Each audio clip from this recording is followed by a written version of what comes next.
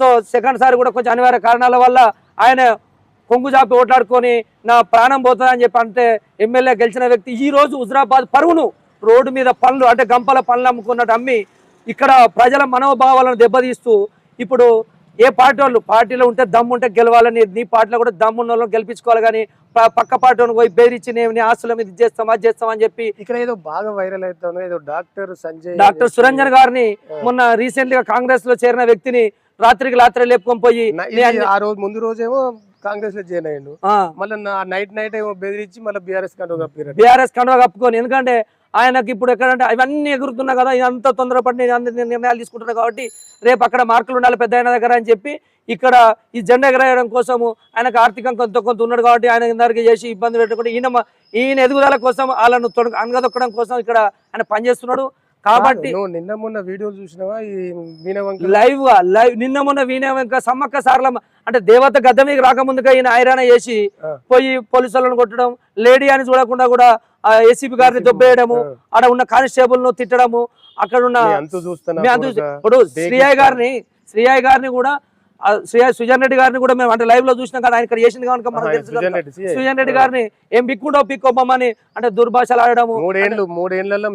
అంటే మళ్ళీ వెనకట రెడ్ బుక్ లో పచ్చ బుక్ లో అత్త అన్నట్టుగా మీ సంగతి చూస్తానే అత్త నేనే చూస్తా అంటే ఎవరేం చూడరు ఎందుకంటే 5 ఏళ్ళు నువ్వు ఉంటావు పోతావు కానీ ఒక ఉద్యోగి మాత్రం కంపల్సరీ ఆయన విధులు నిర్వహించాల్సిందే నీ అధికారం 5 ఏళ్ళే ఆల్రెడీ నువ్వు అధికారంలో ఉంటే ఎందుకంటే ఎవడో చెప్పినట్టు అక్కడ అది ఉంటే ఇక్కడ ఇది ఉండదు ఆల్రెడీ ఇది ఇప్పటికే లాస్ట్ స్విచ్ ఆఫ్ కత్తి ఇది ఎందుకంటే ఈ మున్సిపల్ ఎన్నికల తర్వాత నమస్తే పెట్టేటోళ్ళు కూడా కరువు అవుతారు ఎందుకంటే మొన్న మేము చూస్తున్నాం ఇప్పుడు మన మాజీ జడ్పీ చైర్పర్సన్ కానీ అదేవిధంగా టౌన్ అధ్యక్షుడు టంగుటూరు రాజ్ కుమార్ కానీ అంటే మాతో సమానంగా వీళ్ళు నేను చిన్న పిల్లగాన్ని అయినా కూడా అప్పుడు వీళ్ళతో సమానంగా నేను వాళ్ళతో పనిచేసిన వాళ్ళు కూడా ఇవాళ ఆ పార్టీ మీద విరక్తి చెంది ఎన్ని ప్రలోభాలు పెట్టినా మళ్ళీ ఇవాళ ఇక్కడికే రావడం జరిగింది ఎందుకంటే భారతీయ జనతా పార్టీ ఇవాళ మున్సిపల్లో జెండా ఎగరైపోతుంది కనుక అందరూ దీని అంటే ఇవాళ మా బండి సంజయ్ కుమార్ గారు కేంద్ర మినిస్టరు ఆయన సహకారంతో జమ్మికుంటాను ఇప్పటికే చాలా తీర్చిదిద్దిండు ఎందుకంటే వీళ్ళు అనుకుంటున్నారు ఉప ఎన్నికలు వచ్చినాయి బీఆర్ఎస్ అది ఒక్కటి బీజేపీ పార్టీ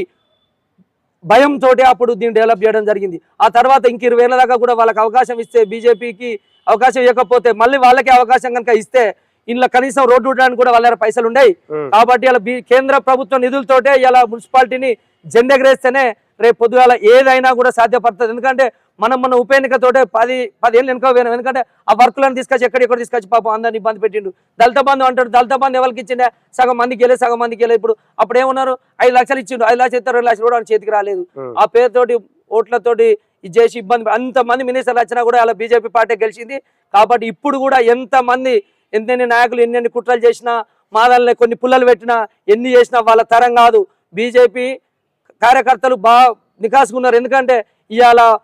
10 మంది ఉన్నారు 20 మంది ఉన్నారు కాదు ఇవాళ 1000-2000 మంది మొన్న బైక్ ర్యాలీలు చూసుకోండి వీడియోలు పంపిస్తారు అది ఏదో 10 మంది ఉంటే తీసుకుపోయి 100 మంది చేసింది కాదు లైవ్ వీడియోలు ఉన్నాయి మీరు యూట్యూబ్ లలో ఉన్నాయి చూసుకోండి సంగీత్ టీవీలో ఎందుకు ఇంత ఆవేశంగా ఎందుకు మాట్లాడుతా ఉన్నారు ఇప్పుడు మా పార్టీ నాయకుల దగ్గరకు కూడా పోయి బెదిరించుడు ఇది కొంట ఏం కొంటాడు ఎన్ని రోజులు కొంటాడు అట్లా నిజంగా అందుకే అంత ఆవేశం అది ఎన్ని రోజులు కొంటాడు అండి ఎన్ని రోజులు కొంటాడు ఆయన అన్న దగ్గర ఇప్పుడు కొనే సత్తా ఉన్నది కానీ గెలిచే సత్తా ఉండాలి ఒక వార్డు మెంబర్కి ఏమన్నాను ఒక వార్డు మెంబర్కి ఏమన్నా చూద్దాము ఇలా రాజీనామా చేసి ఒక్క కౌన్సిలర్ ఇవాళ ఉన్న దానిలో ఒక కౌన్సిలర్కి ఏమన్నా ఒక కౌన్సిలర్ మీద ఎందుకు అది ఒకటి నువ్వు ఎమ్మెల్యే గెలడం చాలా గొప్పతనం కాదు ఒక వార్డు మెంబర్ గెలుచుడు అది తెలుస్తుంది రాజకీయం కింది స్థాయి నుంచి బేస్ అది ఉంటది రాజకీయంలో ఎమ్మెల్యే ఎంపీలు గెలవడం పెద్ద ఇష్యూ కాదు ఇప్పుడు మొన్న సినిమా చేసినట్టు అంత ముందు చచ్చిపోతాను సినిమా చేసి నిన్న సమ్మక్క సర్కార్ సినిమా చేసి మళ్ళీ రేపు ఇంకోటి చెప్తాడు ఇంకే సినిమా చేసినా అయిపోయింది ఎందుకంటే కాంగ్రెస్ వాళ్ళు కూడా కొంతవరకు ఏంటంటే వాళ్ళ బంధుత్వాలతోటి ఈయనను కాపాడుకుంటూ వస్తున్నారు కానీ ఇక నిన్న బంధుత్వాలతోటి ఇప్పుడు వాళ్ళ అన్న ఆయన ఇప్పుడు మినిస్టర్ గారు ఉన్నారు కాబట్టి అని చెప్పి జనాలు అనుకుంటారు ఆయన ఇంత ఘోరంగా పోలీసుల మీద ఎగిరినా కూడా కనీసం ఒక్క రోజు కూడా లోపడేయలేదు ఇప్పుడు రేవంత్ రెడ్డి పేగులు మెడలు ఎత్తా తొండలు జోరుగిత్తా లాగులు అంటాడు కానీ మరి ఇలాంటి ఆయనకి ఏం జరుగుతలేరు కదా ఇప్పుడు సామాన్యాలు ఎవరన్నా లొల్లి గొడవలు పెడితే తీసుకుపోయి స్టేషన్లు ఎత్తారు వాళ్ళు అరెస్ట్ చేస్తున్నారు తొక్కుతారు అదే విధంగా గింత పెద్ద నాయకుడు ఈయనను ఏం తిట్టినా అంటే ఆయనకైనా చెప్పుకుంటాను ఆయనకైనా సిపిని కులం పేరుతో దూషించిండు నువ్వు ఒక సామాజిక వర్గం చెందినోడుగా నువ్వు కావాలని కుట్ర చేస్తున్నావు ఇక్కడ అని చెప్పి కులం పేరుతో తిట్టినా కూడా కనీసం పట్టుకోలేదు ఈ రోజు అదే కౌశిక్ రెడ్డి గారు ఒక జాతర అంటే వేణవంకను కాల పెడతా అంటే ఆయనకు ఉన్న ఊరు కన్న తల్లి అంటే ఉన్న ఊరినే కాల పెట్టుకున్నాక ఈ ఉన్న ఊళ్ళో ప్రజాపాలన ఏం చేస్తాడండి సొంత ఊరినే కాలు సొంత ఊరినే కాల పెడతానంటే అది చూడండి వీడియోలు ఇప్పుడు మేము పుట్టించేది కాదు కదా తన ఊరినే కాల పెడతా అన్నాడు ఈ ఊరిని అందరు కాల పెట్టి బూడిది కాడ కూర్చుంటాడు ఈయన ఇక ఆడ కూడా రాజకీయం ఆడ కూడా రాజకీయం చేసి ఆయన బంగారం అత్తి ఏరుకుంటాడు వాళ్ళు ఇప్పుడు మనుషులు చచ్చిపోయిన తర్వాత బంగారం మొన్న కాళ్ళ బంగారం ఉంటుంది అప్పుడు 2 లక్షల తులం ఉన్నది అది మరి ఎట్లా వస్తాయి ఏదో బాగా రేటే ఉంది మరి 2 లక్షల తులం దగ్గర బీఆర్ఎస్ పార్టీలో అసలు బీఆర్ఎస్ పార్టీకి సంబంధించిన నాయకులు ఎవరు లేరంట కదా ఇప్పుడు ఎవరు ఉన్నారు అంటే అందరు కాంగ్రెస్ ఇప్పుడు కాంగ్రెస్ వైపు ఇప్పుడు కాంగ్రెస్ అని కాదు చాలా మంది మమ్మల్ని టికెట్లు ఇప్పుడు అడుగుతాయి ఇప్పుడు మా బీజేపీలోకి రావడానికి అంటే అయ్యా మాకున్నోళ్ళు చాలు అని చెప్పి మేము ఆపడం జరిగింది ఇంకా చాలా మంది ఉన్నారు కనుక పని చేయడానికి వాళ్ళు టికెట్ల కోసం కాదు వాళ్ళు పోటీ చేయడం కోసం కాదు సపోర్ట్ చేయడం కోసం వస్తున్నారు ఈ అరాచకాన్ని భరించలేక ఆయన అరాచకాన్ని భరించలేక మాకు అండర్ గ్రౌండ్ లో చూడు రేపు పొద్దు అలా రిజల్ట్ వచ్చింది 15 తర్వాత డబ్బాలు ఇప్పినప్పుడు చూడు సూత ఎడబెట్టుకొని పోన తలకాయ రావాలి మీరు చూడు 15 తారీఖు నాడు జెండా ఎగిరినాక మళ్ళీ ఎంతమంది ఎత్తుకపోవడానికి వస్తారు సొంత పార్టీలనే గూడు స్టార్ట్ అయింది సొంత పార్టీలనే గూడు స్టార్ట్ అయింది ఆ గూడు ఇప్పుతారు ఇక రేపు 3వ తారీఖు 3 గంటలకు అసలు గూడు ఇప్పుతారు 15 తారీఖు నాడు డబ్బాలు ఇప్పుతారు వాళ్ళ పార్టీ వాళ్ళని వాళ్ళు ఓడగొట్టుకోవడానికి చాలా మంది ప్రయత్నం చేస్తారు